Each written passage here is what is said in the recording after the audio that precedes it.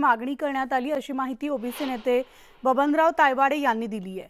आणि ओबीसी नेत्यांनी सरकारशी संघर्ष करत जातीनिहाय जनगणना करण्यासाठी प्रयत्न केले पाहिजेत असं तायवाडे यांनी म्हटलंय।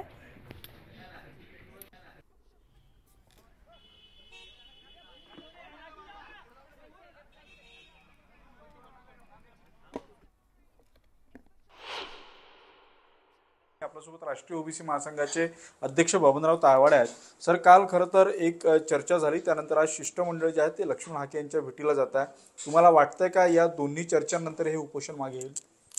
नाही, आता तो उपोषणकर्त्याचा प्रश्न आहे, परंतु सरकारने एवढ्या ओबीसी नेत्यांसोबत चर्चा केली, ओबीसी नेते त्या चर्चेला त्या ठिकाणी उपस्थित राहिले, याबद्दल मी आंदोलनकर्त्याचंही मनापासून अभिनंदन करतो आणि सर्व नेत्यांचं ओबीसी नेत्यांचं अभिनंदन करतो की अशा प्रकारची एकी सर्व पक्षीय नेते ओबीसी समाजाच्या प्रश्नासाठी नेहमी जर एकत्र आले आणि सत्ताधारी पक्षाकडे प्रश्न मांडले तर ओबीसी समाजाचे प्रश्न सुटायला वेळ लागणार नाही। सरकार पॉझिटिव्ह आहे तर उपोषणकर्त्यांनी सुद्धा सकारात्मक विचार करायला पाहिजे आणि कुठेतरी थांबायला पाहिजे। सर, कालच्या बैठकीमध्ये पंकजा मुंडे असेल, छगन भुजबळ असेल यांनी काही कागदपत्र सादर केले आणि त्यांनी हे सरकारच्या लक्षात आणून देण्याचा प्रयत्न केला की कुठेतरी कुणबी प्रमाणपत्र हे वाटले जात आहे, मराठा समाजातले काही लोक त्यात फेरफार करून कुणबी प्रमाणपत्र घेतात।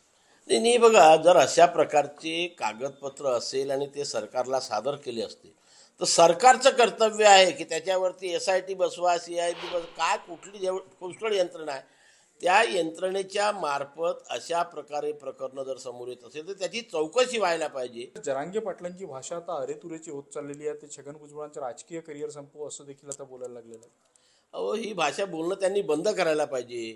एखाद्या आंदोलनकर्त्याला ही भाषा शोभत नाही, कारण म्हणजे जरांगे पाटील मराठा समाजाला न्याय देण्याकरता आंदोलन करते आहे की ओबीसी समाज आणि मराठा समाजामध्ये संघर्ष निर्माण करण्याकरता आंदोलन करता, हा आता प्रश्न उपस्थित झालेला आहे। ओबीसी नेत्यांवरती खालच्या दर्जाची भाषा वापरून, राजकीय करिअर संपवण्याची भाषा वापरून ते ओबीसी समाजातील नेत्यांना आणि समाजाला चेतावणी देत आहे आणि मी तर म्हणतो ते जेवढी चेतावणी देतील तेवढा आमचा ओबीसी समाज हा संघटित होता। उदय तिमांडे, न्यूज 18 लोकमत, नागपूर।